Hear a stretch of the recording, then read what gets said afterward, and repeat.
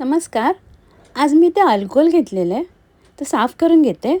पाला वेगळा काढून घेते आणि अल्कोहोलचा मधला भाग वेगळा काढून ठेवते आणि बाकी उरलेल्याचे सालं काढून घेते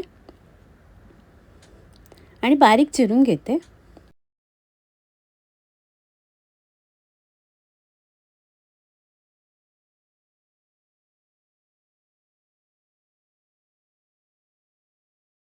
अशा प्रकारे बारीक बारीक चिरून घेतलेले आहे. इथे कोवळी पानं घेतलेली आहे स्वच्छ धुवून, ती पण बारीक चिरून घेते. अशा प्रकारे इथे अल्कोहोलचा पाला आणि अल्कोहोल बारीक चिरून घेतलेलं आहे. आता कढईत काढून घेते. त्यात बारीक चिरलेला कांदा आणि हिरवी मिरची घालते, थोडंसं पाणी घालते आणि झाकण लावून भाजी शिजायला ठेवते.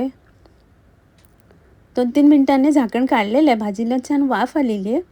मिक्स करून घेते भाजी.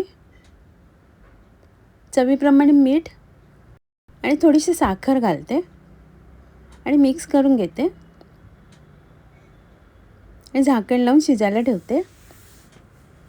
थोड्या वेळाने झाकण काढलेलं आहे.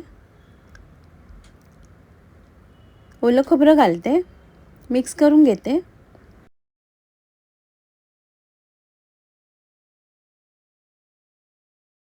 आणि झाकण लावून पुन्हा एकदा वाफ काढून घेते. 2-3 मिनिटांनी झाकण काढलेलं आहे. भाजी मिक्स करून घेते. अल्कोहोलची भाजी तयार आहे.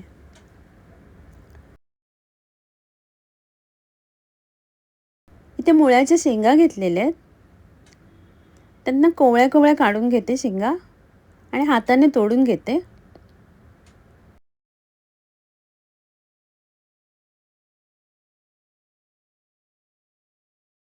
अशा प्रकारे कोवळ्या शेंगा हाताने तोडून घेतलेल्या आहेत. इथे कुकरमध्ये तेल घेतलेलं आहे. त्यात एक छोटा चमचा जिरं घालते फोडणीला. 4-5 लसणीच्या पाकळ्या बारीक चिरून ठेवलेल्या घालते आणि कढीपत्ता घालून लसूण लालसर होईपर्यंत परतून घेते. लसूण परतून झाल्यावर साफ करून तोडून घेतलेले मुळ्याच्या शेंगा घालते आणि तेलात परतून घेते. 2 मिनिटांनी मसाला आणि हळद घालते, चवीप्रमाणे मीठ आणि शेंगदाणे भाजून तयार केलेलं कूट घालते. मिक्स करून घेते. एक छोटा चमचा पाणी घालते. भाजी मिक्स करून घेते आणि झाकण लावून 2 शिट्ट्या काढून घेते. 2 शिट्ट्या झालेल्या आहे. कुकर थंड झालेलं आहे. झाकण काढलेलं आहे. भाजी मिक्स करून घेते. वरून कोथिंबीर घालते.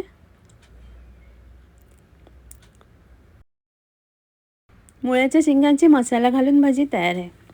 इथे कढईत तेल घेतलेलं आहे. त्यात 2 सुक्या मिरच्या, जिरं, 4 लसणीच्या पाकळ्या बारीक चिरून घेतलेल्या घालते आणि थोडंसं हिंग घालून परतून घेते. थोड्या वेळाने हळद घालते आणि सगळं मिक्स करून घेते. इथे कुकरमधनं मुगाची डाळ हिरव्या मिरच्या घालून शिजून घेतलेली ती घालते आणि रवीने घोटून घेते. थोडंसं पाणी घालते, चवीप्रमाणे मीठ घालते आणि मिक्स करून घेते आणि वरणाला छान उकळी काढून घेते. मुगाच्या डाळीच्या वरणाला उकळी आलेली आहे. मुगाच्या डाळीचं वरण तयार आहे. इथे अल्कोहोलचा एक मोठा तुकडा बाजूला ठेवलेला कुकरमधनं शिजून घेतलेला आहे. आता त्याचं साल काढून घेते आणि कापं कापून घेते. अशा प्रकारे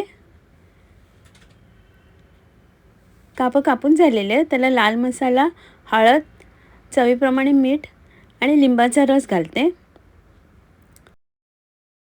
थोडंसं पाणी घालून पेस्ट करून घेते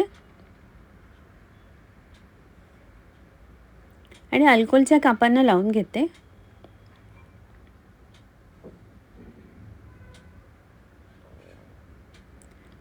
अल्कोहोलच्या कापांना मसाला लावून झालेला आहे. इथे तांदळाचं पीठ आणि रवा मिक्स करून घेतलेलं आहे.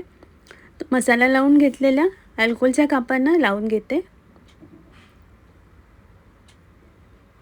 पॅनमध्ये तेल घेतलेले गरम करायला, त्यात अल्कोहोलची कापं फ्राय करून घेते.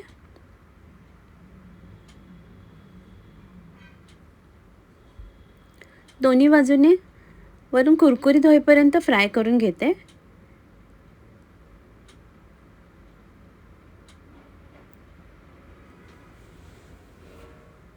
दोन तीन वेळा परतून कापं फ्राय करून झालेले. आता मी काढून घेते आणि सर्व करते. आजचा व्हिडिओ पाहिल्याबद्दल खूप खूप धन्यवाद.